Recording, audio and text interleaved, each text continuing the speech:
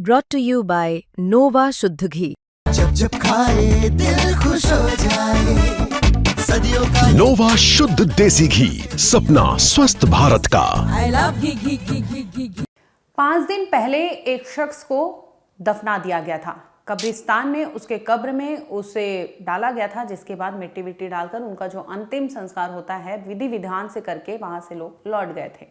इसी दरमियान न जाने 5 दिन में ऐसा क्या होता है कि मामला पुलिस तक पहुंचती है, कोर्ट पहुंचता है और मजिस्ट्रेट आते हैं, जिसके बाद मजिस्ट्रेट की मौजूदगी में वो कब्रिस्तान में पहुंचते हैं। कब्र को खोदा जाता है, जिसमें से एक लाश को 5 दिन पुरानी लाश को निकाली जाती है और उसे भेजा जाता है पोस्टमार्टम के लिए।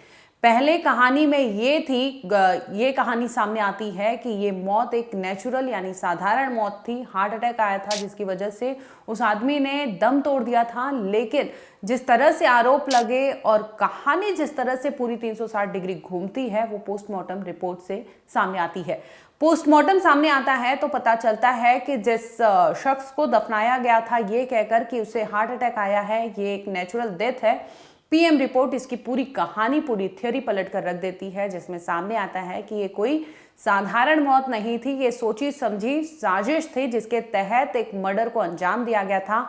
उस शख्स को मौत के घाट गला दबाकर किया गया था और इसके बाद घर वालों को बताया गया था कि उसे हार्ट अटैक आ गया है और घर वाले पहुंचते हैं, पूरा क्रिया जो उनका होता है अंतिम वो कर देते हैं। और 5 दिन बाद न जाने क्यों घर वालों को शक होता है तो पुलिस तक पहुंचते हैं और पूरी गुत्थी खुलती है तो सामने आता है एक कोल्ड ब्लडेड मर्डर, यानी सोची समझी साजिश के तहत एक बीवी ने अपने पति को मौत के घाट उतारा था और इसके बाद वो तमाम ऐसी चीजें कर रही थी जिसे उसे लग रहा था कि कोई पकड़ नहीं पाएगा, लेकिन वहीं वो चूक कर देती है, जिसके बाद पूरी ये कहानी सामने आ जाती है। स्वागत है आपका, आप देख रहे हैं क्राइम तक। मैं हूं अश्विनी सिंह। आपके स्क्रीन पर एक तस्वीर दिखाई दे रही होगी, ये कब्रिस्तान का वीडियो है।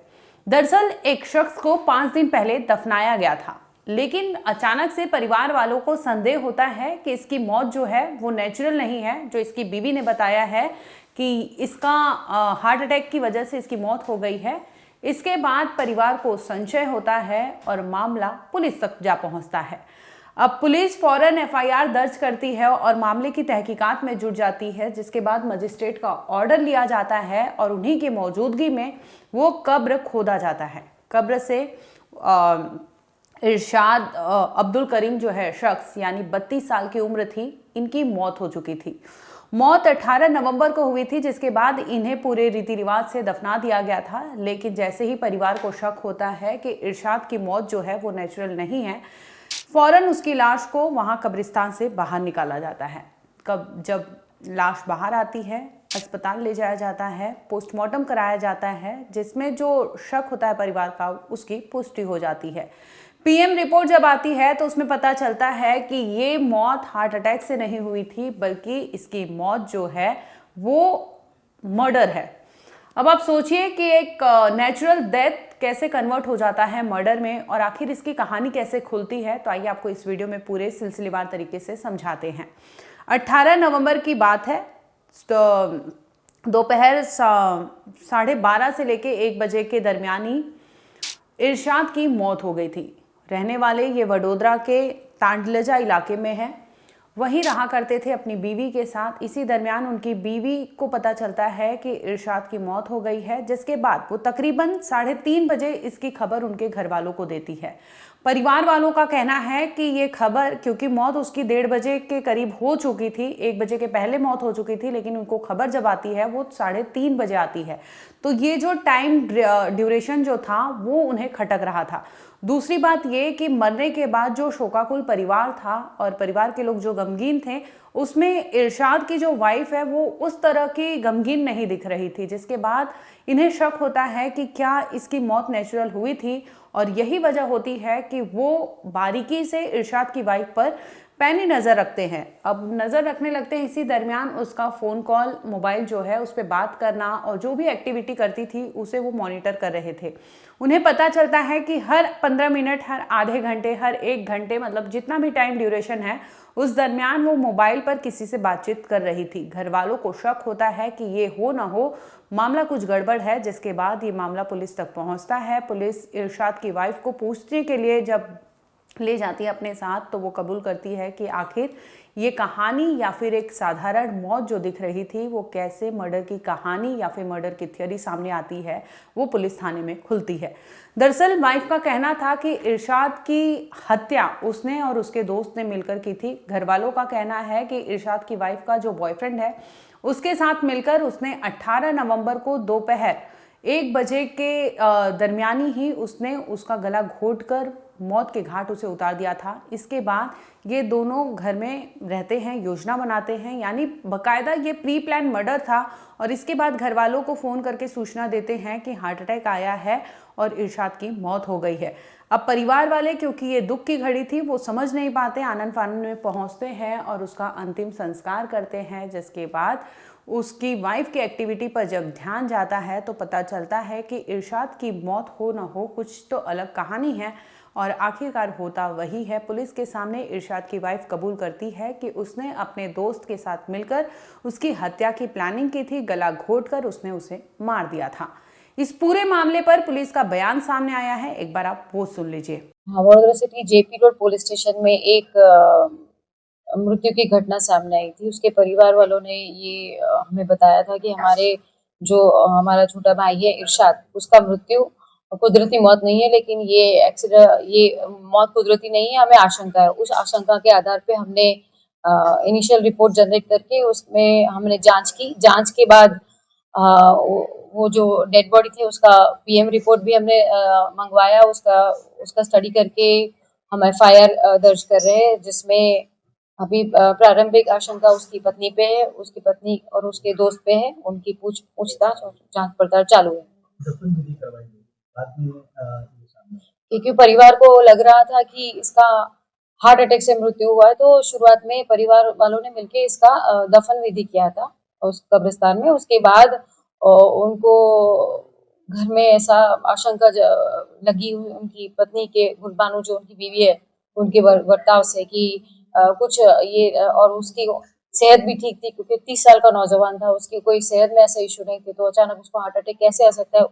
उसी आशंका के आगे उन लोगों ने पुलिस में रिपोर्ट किया। पुलिस ने भी फिर जो है पूरा आगे की कार्रवाई शुरू की। क्योंकि परिवार को भी लग रहा था कि इसका ये कुदरती मृत्यु नहीं है, ये मर्डर या फिर कुछ अलग है, ये नेचुरल डेथ नहीं है। तो परिवार का भी उनका भी रोल था कि हमें इसमें न्याय दिलाया जाए, तो पुलिस इसमें जांच कर रही है। पीएम रिपोर्ट में डॉक्टर की शुरुआती रिपोर्ट यही बता रही है कि ये नेचुरल डेथ नहीं है, इसको मारा गया है।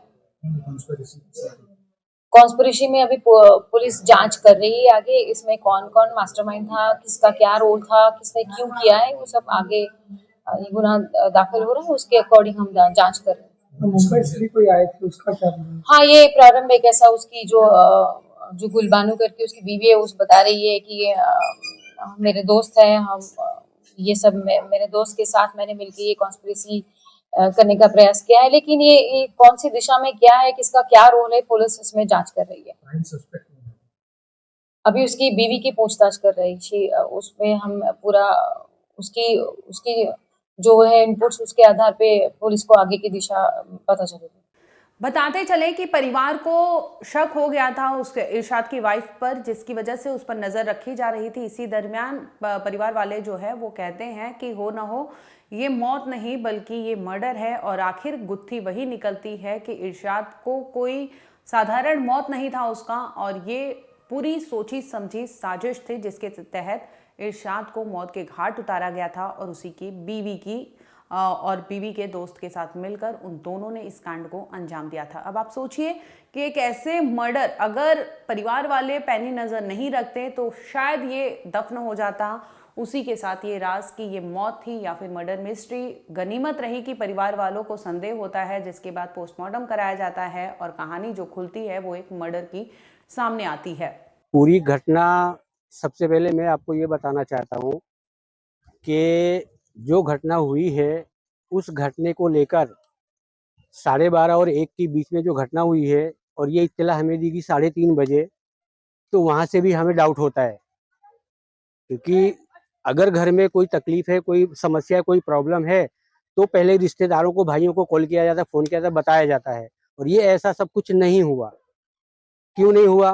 तो इसमें एक प्लानिंग थी, इसलिए नहीं हुआ। आपके भाई होते हैं? मेरे सगे भाई, छोटे भाई है। आपको पता कैसे चला कि इनका मर्डर ही हुआ है? हमें पता चला इसलिए तो हमने आपको पहले भी बताया कि इनके कॉल के ज़रिए से हमें इनको पता चला, क्योंकि डेड बॉडी जिस टाइम पे वहाँ से उठाई गई, हमारे जीजा के घर ले जाने के बाद भी 5 मिनट के बाद भी उस लड़के से बात हो चुकी और हो रही थी। और कंटिन्यू आधे घंटे में, 1 घंटे में, 2 घंटे में कंटिन्यू, यानी 18 तारीख से लेके उससे पहले भी और 21 तारीख तक बातें होती रही बराबर। तो सारे कॉल रिकॉर्ड इसमें सब आ गए। अभी पुलिस को बुला के क्या कर रहे हैं?